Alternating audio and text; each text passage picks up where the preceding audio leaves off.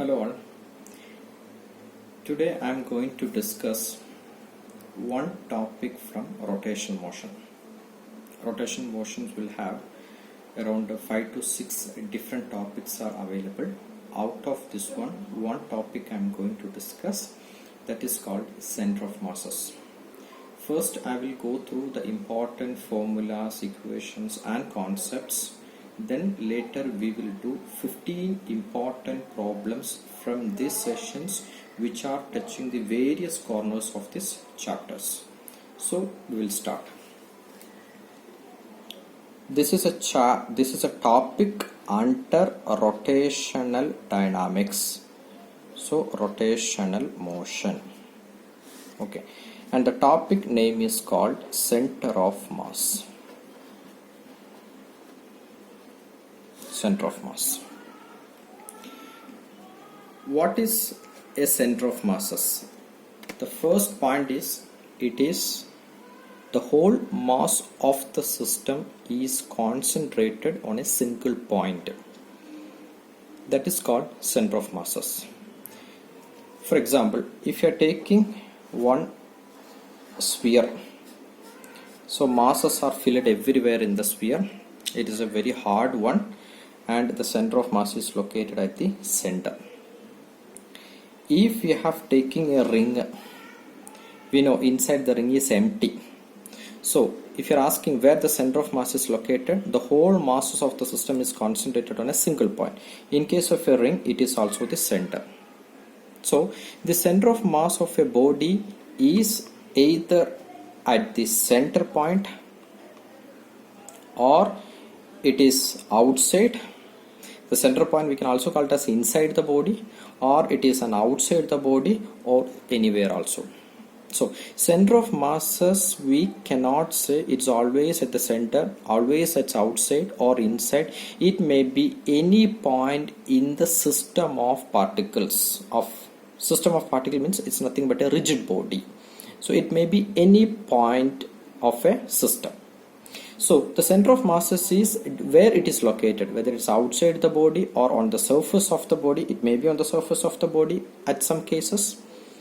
So where it is located is exactly depends upon is called mass distribution. This is the first point in my list. Mass distribution. So how the masses are distributed? If it's a triangle, then mass distribution is different from a rectangle, and it's different from a square, different from a hollow sphere, different from a solid sphere. So depends upon how the masses are distributed, it may lie in different positions.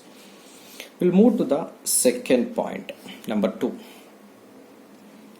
General equation for a center of masses we are going to see. Suppose I have two bodies are there located in an XY Cartesian coordinate system, and M1 is at a position vector R1 and M2 is at a position vector R2.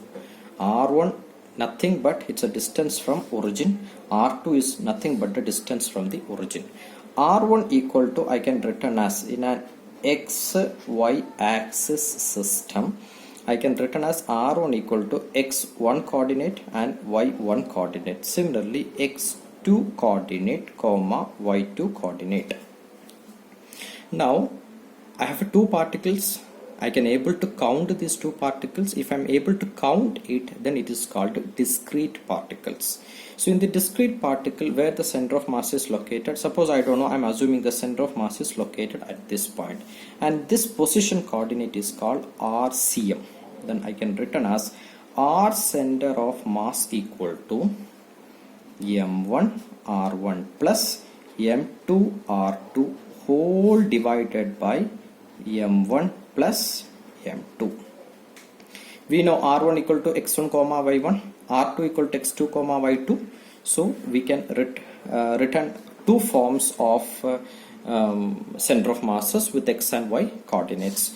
We'll write X center of mass equal to M1 X1 plus M2 X2 whole divided by M1 plus M2.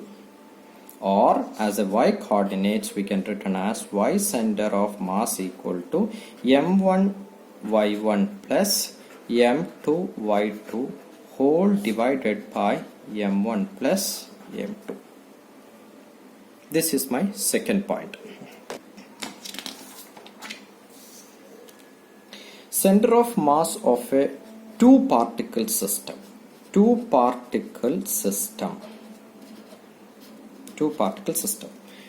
which means I have two particles are there, masses of m1 and m2.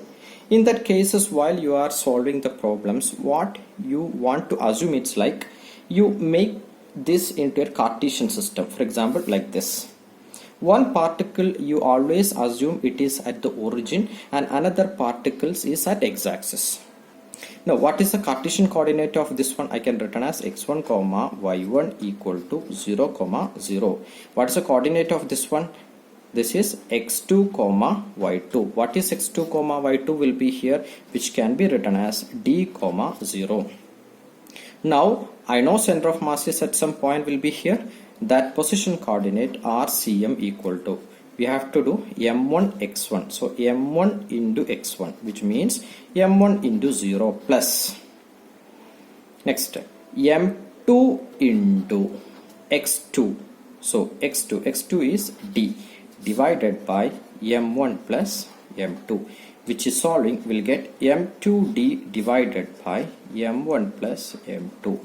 What this formula, what is this RCM indicate? RCM is the distance from the origin. So this is called RCM, which is called the center of masses. So I can say like it as a 2 point. RCM is the distance from center of mass from which body? M1 body. So what will be the distance from M2? This distance from M2 to center of mass, I can say d minus RCM. So now we know we got RCM. Now we are going to find out d minus RCM. D minus RCM, what will yield? D minus m2d divided by m1 plus m2.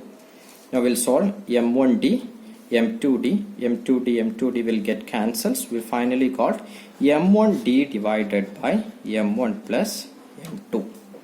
So these equations and these equations are important. Now in short, I can say like if I have two bodies are available and the center of masses are at a distance of r1 from one body and r2 from another body, then I have this value is called nothing but it's called r1 and this value is called it as r2. So r1 is the distance from the first body. Distance of the first body equal to, you can remember the formula very easily. Distance from the first body equal to the mass of the second body into distance between the bodies whole divided by mass of the two bodies. Similarly, the distance from the second body, which is called R2. So distance from the second body to the center of masses is mass of the first body. Mass of the first body into distance between them divided by m1 plus m2. Okay, these are the two concepts of R1 and R2. Okay, now we will do one more part of this one as a fourth point. So now what we have learned from the third point is like, I'll repeat once again, from this one we will derive our third point.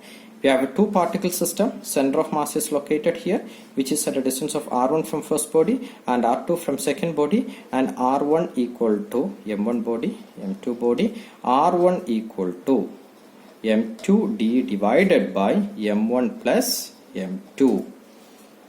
Similarly, we have r2 equal to m1d divided by m1 plus m2. We have two equations will be there. Now I am writing one equations by combining these two things. Can I written as m1 r1? If I multiplied this with r1, then I am doing multiplications with here m2 r2. If I multiplied this with r1, m1 body, r1 I already have a value. Now I multiplied with r1. What should I will get it? I will get it m1. I am substituting for R1. So what should I get it? M1 M2D divided by M1 plus M2. If I am substituting R2 in the second factor will be here. What should I get it? M2 into, what is R2? M1D divided by M1 plus M2. So from these two, what we can assume or what we can derive, M1 R1 equal to M2 R2. So this is an important relations. Based on this one, we can solve many problems. Okay, this is my fourth point in the list. Now, I'm going to do my fifth point. The fifth point is nothing but the center of mass for a continuous body. Center of mass for a continuous body. So far we have counted like mass of the body as M1, M2, M3, etc. We can count. Now suppose I have a structure where I can't count the number of bodies. For example, I am taking a non-uniform road, something like this one. For example, this is a road and this road. If I am taking one piece of the road will be here, whose length equal to x. Taking another piece will be here, and this is also x length. Now if I am asking, is this segment of the masses and this segment of the masses will be same? No, it is not same. Which we can say like a mass density will be different. If mass densities are different, or it is varying from one positions to another position. For example, this position x equal to 0, this position x equal to L. If mass distribute, or I am not able to count how many masses M1, M2, M3, M4, M5, M6, etc. to infinity. Large number of masses will be there. I can't able to count it. In that cases, the equation for center of mass, x center of mass, if it is on x-axis, integral, the full size of the body means 0 to L will be here, x dm divided by integral 0 to L into dm. This is a formula we are going to apply in case we are finding the center of masses of a continuous body. So remember the 5 concepts. Based on the 5 concepts, we are going to do 15 problems which are touching on the different corners of these chapters.